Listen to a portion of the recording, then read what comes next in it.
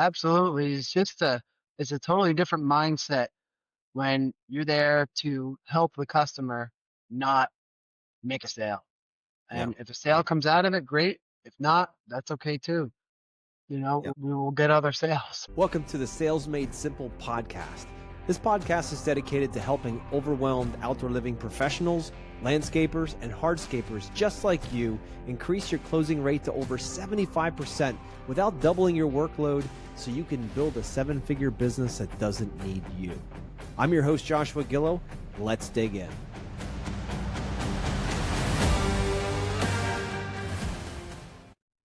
Hey, everybody, welcome back here. We have John Valenta back on this week. And if you didn't hear last week, we talked all about his journey in the outdoor living world and hardscaping and some of the lessons that he's learned the hard way, like we all do. If you didn't get a chance to listen to that episode, go back and take a listen. You guys will enjoy it. This week, we're going to focus on sales training and personal growth. At a certain point in everyone's business, they realize they can't do it all themselves. Right. And if they don't realize it, they're just going to have, instead of having 20 years experience, they're going to have 20 years or 1 year experience repeated 20 times. Right. So we don't want to do that. We want to consistently grow. That's what our bodies and our minds want. We want growth. We want to continue to keep climbing that mountain. So with that being the case, today I want to dig in with John here about sales training, how he got involved with it, and how it impacted his business. So John, welcome back. Thank you. Still an honor to be there with you, Joshua. Absolutely, brother. So yeah, I've been excited to have this opportunity to sit down with you and go through this topic specifically. So tell me a little bit about, I know you finished up in the last episode with it, but just give us a little bit of a recap of at what point did you decide that sales training was going to be important to you to invest time and money in? And then I'd love to get into how that impacted your business in a bigger way. Yeah, for sure. So, it's always one of those things where you're afraid to invest and, oh, it's a lot of money, am I ever gonna, recoup that investment, Um, until like I said before that, 3 out of 10 and doing the full on 3D design and estimate and proposal presentation, to get to the end and hear the dreaded, we got to think about it, right? 7 out of 10 times. And then, of course, you never hear from them again. Yeah. We have to think about it is more of their nice way of saying no. Yeah. Yeah, exactly. So it was a conversation with my wife's cousin who's around my age and has a remodeling business, and we would, talk work a lot, and he was telling me that well, when I was complaining about, the 3 out of 10, and he was like, that's crazy, man. I'm like 10 out of 10. I'm like, what? So he told me about the sales training he was doing, and I'm like, sign me up. At this point, I don't care. I'm gonna invest the money, and it was a lot of money, and I'm actually still in it to this day. It's a a monthly thing, and we meet regularly, and there's coaching, and it was absolutely the biggest life changing thing I've ever done in business. I am no longer running around doing all of that design and estimate work for people that are not working with me. We're not doing designs until we have a deposit. Hmm. We're not typing up a proposal until we have a verbal agreement. So that's, taking our close ratio from 3 to 10. There were a few years there I was pretty much 10 out of 10. I have gotten a couple of no's Hmm. in the last couple of years, so I'd still say I'm around 8 to 9 out of 10. So it's freed up a ton of my time. It's allowed me to focus my time on the people that are actually, willing to work with me and value my time and willing to pay for our services, so I can much better serve our clients versus, wasting a ton of time on, the tire kickers or people that just want, that free estimate or, pick your brain and get your ideas so that they can do it themselves or have their brother-in-law do it or whatever. No, that's great, man. I'm glad that you had that conversation, right? And you made that decision. Now, could you take us through what your sales process looked like before training and then after training, and Oh how yeah. much of the difference? I'd love for the listeners to get a sense of how things can be reorganized and become more efficient and successful. Yeah, yeah. So before training there, there was no process. It was I'm a yes man, and hey, if someone called me, they asked for it, I'm doing it. Mhm. you know, whatever it takes to hopefully get that job. And typically, you know, we would get to the end when I did a whole 3D design, and I would always do my proposals in person, and I get all kinds of compliments. Wow, this design is beautiful. This is exactly what I want. Oh, you're so professional. You were so impressed. But we got to think about it. Yeah. But this is, you know, twice as much as we had hoped to spend because I didn't ask them what they hope to spend or Mhm. even talk about what their budget might be or what the project might cost before designing it. So I was designing something that I thought would work for them or look good in their backyard, not what they wanted or would Mm. work for their family. So it was a lot of wasted time. And I just kept doing it and doing it and doing it, you know, always thinking maybe the next person will say yes, and you keep going, you know, with that positive attitude. Somebody's eventually gonna say yes. I don't care how many times I have to do this, I'm gonna keep doing it and spend all weekend and all week and all day and all night until I get somebody to say yes. And Mhm. sometimes it took going through a lot of people getting that we got to think about it until somebody would finally say yes. And I wouldn't know exactly, you know, what was different about the person that said yes versus all these people that said I got to think about it. I don't know. So I just kept doing it. Yeah. Yeah. You figure it's just going to be a strength in numbers, right? If 1 out of or 2 out of 10 would say something like yes, you're like, well, I just need 100 people. That's all Yeah, right. yeah. It's like a spray and pray. It's like, you know, shooting with Yeah. your eyes closed. Eventually, you're gonna hit the target, I guess. Yeah. At some point, right? You just don't know when. Yeah, And yeah. it's no formula to grow a business. That's barely survival at that point. But Yes, it's yeah. absolutely just survival. And I know it because that's exactly how I used to do it. Our stories aren't all that different, right? I had the same closing rate, 2 or 3 maybe out of 10. And I was the guy that they would say, we have to think about it. I'd be like, okay, that sounds good. That's a lot to think about. And then I'd leave and I'd be like, but why aren't they calling me back after they thought about it? I couldn't figure that out. I'm like, why would they lie to me?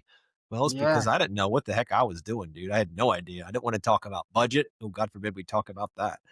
And yeah, I wanted to tell them what we wanted to do there instead of listening to what they really wanted to do. And to get deeper with them, it was always about I'm a professional. That's why they hired me. So now it's the Joshua show when I show up, right? It's all about me. It's all about like I know exactly what to do, and the more I can impress them with my big words and my long sentences and all of that stuff, and my nice designer clothes, of course, and the nice Audi as I drove up in there because that's what designers do, right? So, or it's a right. new truck with the lettering on the side. It's like this is all about showing up and putting on a performance. Yes, And what I yes. realized is nobody Yeah. wants a performance. No, no. And for me, it was a lot about proper construction. So I'd be telling them all about the Mm, compaction and our equipment and the fabric and the geogrid and the base and the joints in we use, the edge restraint and all the stuff. And I think 9 out of 10 or more could care less about all of that. yeah. But it was important to me, and so I felt the need to explain that, and I was probably boring the crap out of them. Isn't that crazy, dude? The Yep, exact same thing. I'm like, the more I can understand about how to install this stuff, I'm going to go and press the pants off those people. I'm going to get their wallets out immediately because I know exactly what my compaction ratings are going to be. I over base, I use spiral spiked edging, like all that kind of stuff. I'm like, I'm going through every detail. Those pavers are 8,000 PSI. They got a nice cream coat on top, so they're never going to get salt damage. Like I'm going through, you could just see the life draining out of their face, yep, but I was on fire about all this stuff. I was a walking Techo block book, right? So, yep, and I was like, that's not how you do it. What are you talk? What am I going to talk about if it's not all about that? yep. And they were probably just like, when is this guy gonna shut up and get out of here? Well, think about it. Yep, My brain hurts right now. I can't make a decision. You just give me way too much to think about that I really don't care about. Can you yep, make it more about me, the homeowner? Can you ask me yeah, questions, please? Not what my budget is and when you want it by. So that was the old process, right? You were kind of going yeah. through that. Did you charge for design back in the old days? Oh no, everything was Okay. totally free, and you know, I moved up from the pencil and paper, you know, to the 3D design. Um, I finally got a little smarter and would show them the 3D design on my laptop. And then when I got to think about it, I quickly closed the laptop and, you know, the design was not theirs to keep. Okay. Um, and you really see the red flags when they're like, I thought I could, can you email that to me, or, can I take a picture of that? And then, they're just trying to get whatever they can out of you for free, Yeah. and not use your services or ever hire you. I mean, so much of this, John, as I learned through sales training as well, is setting expectations. If you're not Yes, setting yes, expectations and your clients think, well, yeah, he's just going to do a free design. That's what he said he's going to do. That's an expectation, right? What happens and after that? I don't know. Like there's no plan for that. There's no step 3, 4, and 5. It's just step 1 and 2. Clients don't know what's coming. So the expectations are never clear. And then they get bummed out when, you know what? He seems like a good guy. She seems like a nice lady. Should be really cool. Let's see what happens next. We're just kind of guessing. You leave them in an uncertainty world. But there's something about I've never been a fan of free design, even though for years I did give away design in the very beginning. Nobody in my area was charging for design, so I was like, I don't want to be the first because nobody's going to hire me. My biggest fear was that no one's going to hire me. But the crazy thing is, the opposite happened. Half of the people that would call wouldn't say yes, the other half would, and then I would sign them. Right, even though my closing rate later was a little lower. The point is that they would eventually say, "Okay, we'll do a design." Um, and it really helped me focus my time on the people who are higher probability of saying yes, not just everybody, because those free designs were not free to me. It took an enormous amount of time and energy and focus and bandwidth. That was the evenings and the weekends, like you talked about, right? That stealing that from my family so that I could make sure I wasn't failing, that I could show some kind of busyness. This is what business owners do. And what I realized is no, no, no, no, no, no, no, no, no, no, no, no. Not everybody has rights to our time. Not everybody is the right person to invest your time with. When was that for you? When did you learn that saying no was powerful, but you get more yeses when you said more nos? yeah. That was, pretty much right in the beginning of the sales training, and saying no, or getting them to say no really early on. Talking about the project and their pain, and what they really want or need, and finding if it's something we can really help them with, if we're a good fit for them. Finding out when they hope to have the project completed and whether we can meet that time frame or not, and then the budget, Mhm. and talking about what the project that they're hoping for should cost before we put anything in writing, before we do any design, to make sure Yeah. that we're in alignment on what it's going to cost. And if it's more than they're hoping to invest in the project, then we can talk about alternatives. Do we cut back, do it smaller, do we do it in phases? Or, Mm. one of the questions I like to ask is, if they're not really open to shrinking down the project or doing it in phases, is doing nothing an option? It's a great And question. and I get some good reactions with that when they realize, like, some people will say, well, yeah, no, if it's too much, I'm just not going to do it. Or Mhm. some people will say, well, no, I I need this done. Yeah. It's not an option to not do it. What can we do? Yeah. And maybe we can, work something out that's Yeah. better aligned with their budget, and still be able to help them. Yeah. Yeah. And it's so important. Again, it's not a performance. I know I used to walk up to the door of the house and I would be like, all right, breathe. All right, good. This is good. I got to lock this one down. I came all the way out to this project. Like, I just have to say the right thing so I can get the check. Like, that was my focus, dude. Like, that's how selfish that focus was back in those days, in the early days. And I'd get in, I'd knock on the door, I'd walk in and just sit down and just start vomiting all this stuff, trying to sound smart. And I didn't realize until much later that that's the opposite of what I should be doing, really. You get to the door, and my thoughts are, how can I just, God, help me serve this client in the best way I possibly can, even if it's a no? I'm here to serve them. Maybe somebody else is better suited for this. Maybe not. I'm here to say, to be that for them. And I'm here to listen, and I'm here to understand and help them on their journey. Yeah, That's the focus, right? And you walk in the door, the entire energy is different.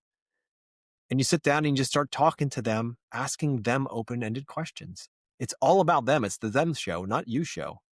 And yes, only if they ask about, hey, can you tell me how you're going to install these pavers? You give them the abbreviated version, and very abbreviated version, and not sit there like, oh, good, someone now handed me the mic. Now I can sit here for the next 35 minutes and show them the catalog and show them this and bring out my tape measure and walk outside with them and like bore them to death. Right? They want to be understood. They want to be seen. They want to be listened to.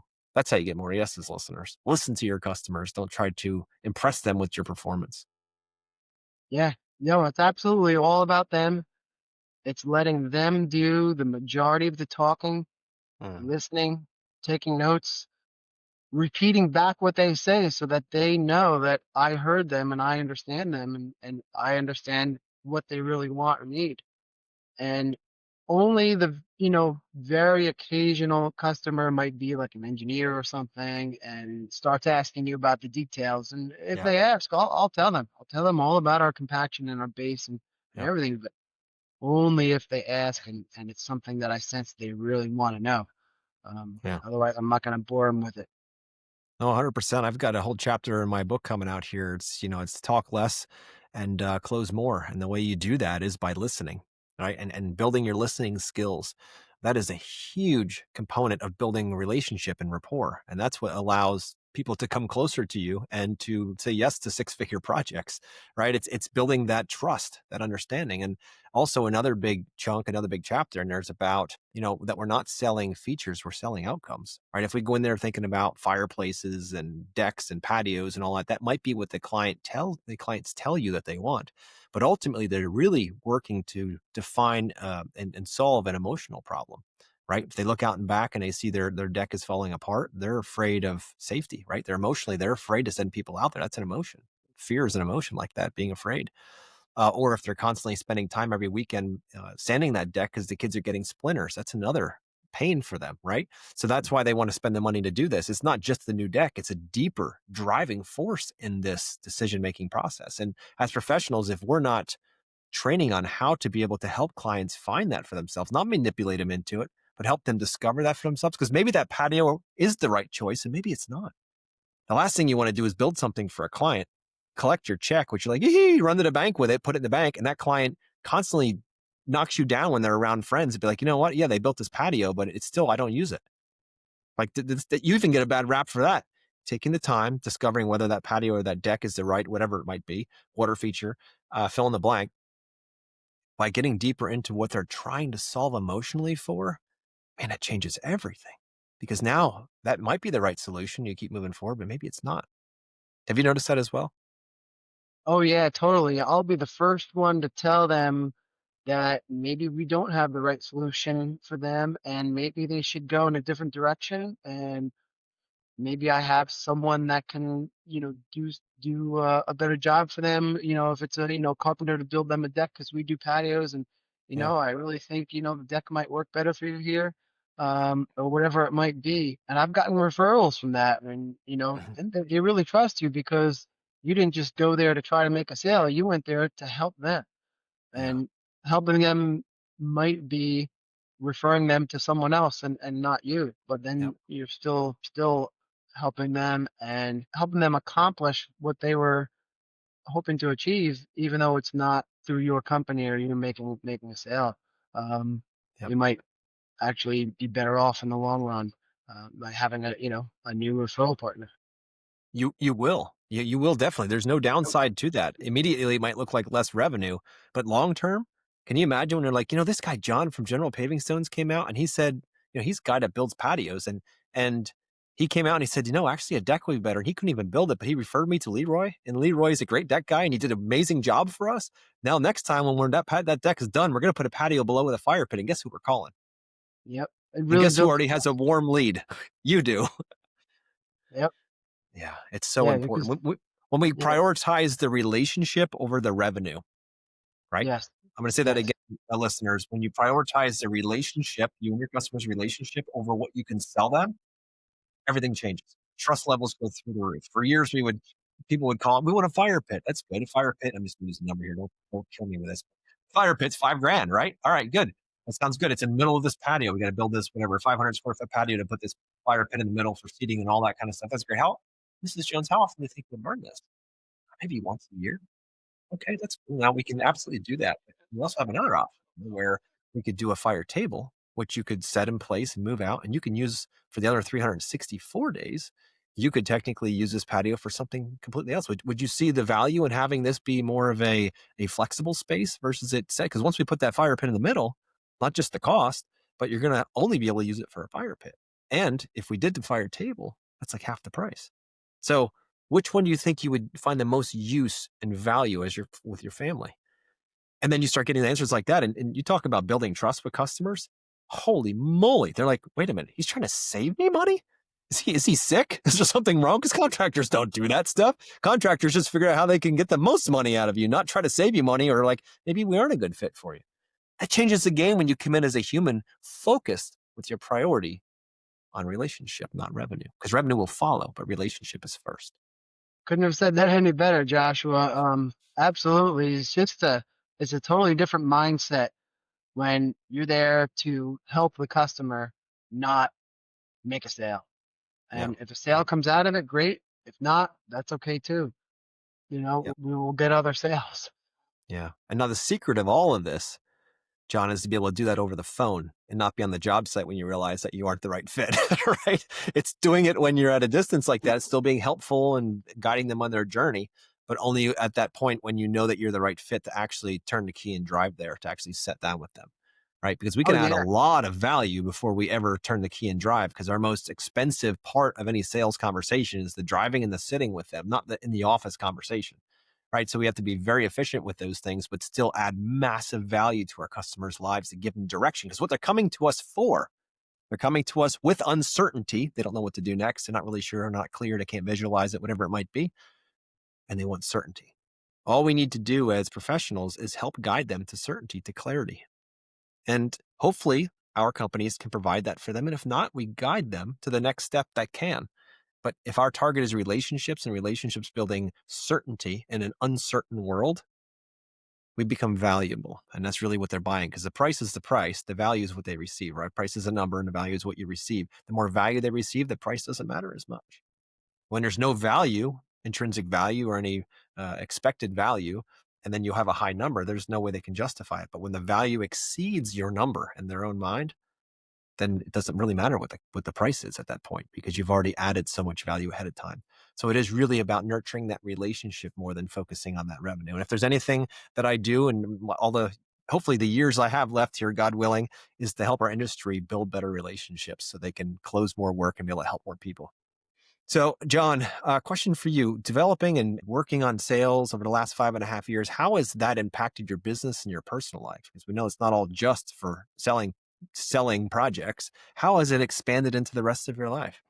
Yeah, it's absolutely not only helped my business, but my personal life. I mean, I enjoy work more. I enjoy selling more. I enjoy, going out to meet with people. And yeah, I do have some questions that I'll ask on the phone and sometimes, find out, we're not a good fit and not make an appointment and go out and meet them. Not just, trying to run around and meet with everybody who calls, but I do end up meeting with quite a bit. And a lot of them, will find out right there on the first meeting that we're not a good fit, whether it's, the budget or whatever it is they're hoping to accomplish isn't something that we do. And I refer to someone else, but it's satisfying, not just for me that, okay, I just took, half an hour or an hour and I'm not going to get this job, but I'm not going back to do a 3D design and a Sure. proposal and meet with them again to get the no. I'm getting the no on the first meeting. So it's satisfying. Even walking away after a first meeting with a no is a good thing because now I can go focus my attention on someone who might say yes Yep. Yep. instead of someone that's saying no. And just having a process and going through the process consistently every time. I know what's going to happen. I let the prospect or the client know what's going to happen next. So there's no surprises, no mutual mystification. There's no like inconsistent expectations. They know what they're going to get from me. They know if we're moving forward, they know when we're going to talk next, when we're going to see each other next, what Yeah. they're going to receive next. So there's no surprises or no, them thinking they were going to get something that they're not. So I'm not letting them down. So it's constantly, communicating and letting them know what's happening next. I love that, dude. You're so on the right track with that because, like I mentioned before, uncertainty to certainty. This is our target, right? And building that Yes, relationship. And when you say, "Hey, I'm going to come out today at 2 o'clock," and you show up at 1:55, ready to go, okay, cool. I can trust him. A little bit of trust block is built, right? You put a brick wall of yes, trust brick in the wall, and then you're like, all right. Well, then you talk to him, say, all right, well, this project's going to be $50,000 roughly. Okay, cool. And you go back, put a proposal together, design whatever, and next thing you know, it's $50,000 or $48,000. You're like, whoa, holy crap! Another brick in the wall. Like this guy, I can trust this guy's word. He said he's going to have it by Friday.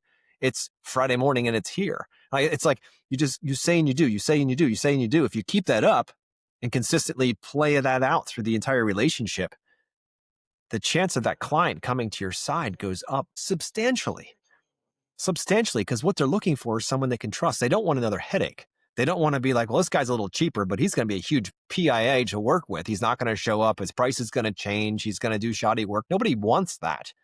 They think there's a way to save money by going with a cheaper guy, but once they've been burned once, the next thing you know, they're looking like, well, maybe not the cheapest option is the best. Maybe it's the one that actually does what he or she says she's going to do, right? Maybe imagine that if at every meeting, the next step was planned. So the client always knew what was coming next. Do you imagine the level of trust that you build in that relationship? It's no different than if you have a friend group, going to go out and do something. And if that person doesn't show up all the time, then you're like, I don't trust that person. He or she just isn't good with their word. It's the same thing here. When you're dealing with 20, 50, 100 plus $1,000, trust is the currency right here. And you don't want to run a deficit of that for sure. yeah, absolutely. The people are buying from people. They're not buying Cambridge or Teco or whatever it Mhm. is. They're buying me, and they're buying from people that they like, trust, and feel comfortable with. And if I don't, build that trust, they're unlikely to hire me. So that's, what you said, showing up on time, setting the expectations, and then doing what you said. And if I say, I'm going to be, back next week with your design, then I better be. And if not, I'm going to call them well in advance to let Mhm. them know, hey, this whatever came up, and can we reschedule? But always letting them know what's happening next and what to expect next, and the trust just keeps building and building. And then by the end of the project, when you've absolutely, done everything that you said, you Mhm. got someone that's, a client for life, a 5-star review, and someone that's going to refer you to everyone they know. I mean, the relationship's very important, but our ultimate goal with the relationship is obviously doing the right thing. But on top of that is referrals, right? We can build and run a business off referrals if we do it well. Every client could tell 5 people, and maybe one or two of them might hire you at some point, right? So if we're constantly working, that's like an entire marketing model right there in itself. It can't be the only one, but it simply is a great one. You're getting warm leads already. Not that they're sold already, but you get a warm lead from doing good things for people that you want to do good things for, right? And birds of a feather do flock together. If you really like working with them and they have friends, then there's a high probability they're going to be similar. Not a guarantee, but I'll work all day long to build as many um, relationships like that have referral potential, and not just for the money, but for the opportunity to serve other people like them. Right? We get this beautiful blessing of being able to take our craft and to give it to others, and this just gives us more opportunities for that. So I love that. So, question for you is, you said you've been training now for about 5 years. Why not just like pop in and like, I don't know, learn and then just go on your own? Why do you continue to train, and why do you continue to work with the same group and not be like, hey man, I got this. I learned this. I'm good to go. Like I don't need to keep training. That just seems like a waste of time and money. What is that like for you? Yeah, I like to, believe that, I'll never be perfect.